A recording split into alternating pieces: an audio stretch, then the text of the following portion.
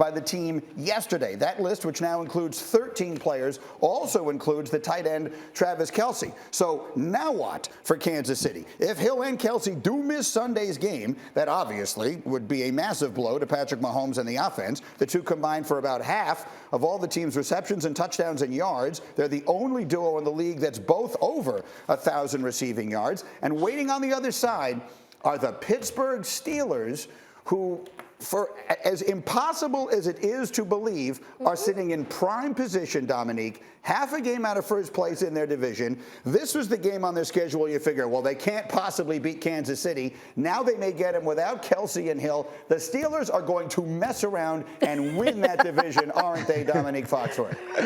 I don't think so. Like, it's a stretch. Like, we all heap praise on Mike Tomlin and that defense, and they deserve it. But to quote myself, Tyreek Hill and Travis Kelce are really freaking good. And they will not be, if they are not playing in this game, it's going to be a problem, but not a big enough problem, I think, because on the other side, the Steelers offense is not that good, and the Chiefs defense has been best in the league for the last several weeks. So I got a diminished Chiefs offense being able to score more points against that tough Steelers defense than I do the Steelers offense being able to put up points against this right now best in the league Chiefs offense. So I still think the Chiefs find a way to win, as crazy as that sounds, without their two best playmakers on the other side. Let me ask you that same question, Tim. And again, none of these things are certainties now. They're changing up the COVID regulations as we go, and those players can test out. But in the event that they play this game without Tyreek Hill and Travis Kelce, who do you think wins?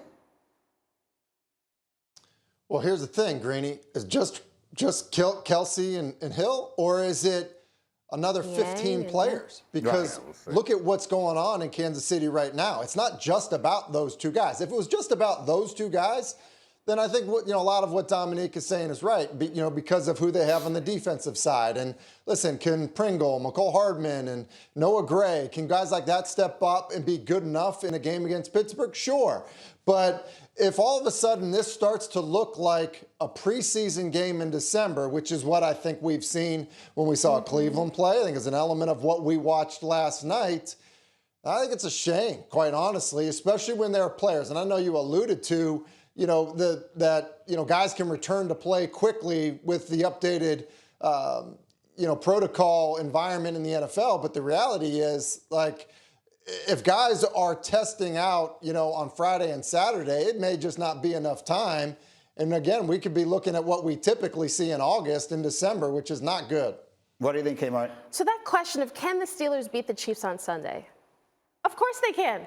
Of course they can, because this season, we've seen anything happen this season, but because of COVID, just because of there really are no elite teams in the NFL right now. Everybody is beatable. But when you look at the Steelers team, at the end of the day, as painful as this offense is to watch, and I mean painful to watch this offense. They have that defense. They have TJ Watt. He's the guy that is a game wrecker. He's a disruptor. You got to keep him away from Patrick Mahomes at the end of the day, right?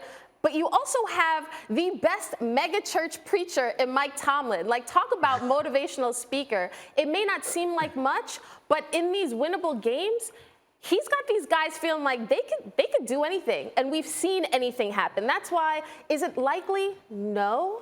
But you can't say they don't have a chance, because we didn't think the Steelers would even be in this position. And guess what? Here they are. With a crazy win over Tennessee, they put themselves right there. They've got Kansas City. Then they finish up with the two division games, Cleveland and Baltimore. The Steelers have as good a chance, whatever it is we think of the way they look, as any of the teams in that division. Thanks for watching ESPN on YouTube. For live streaming sports and premium content, subscribe to ESPN+.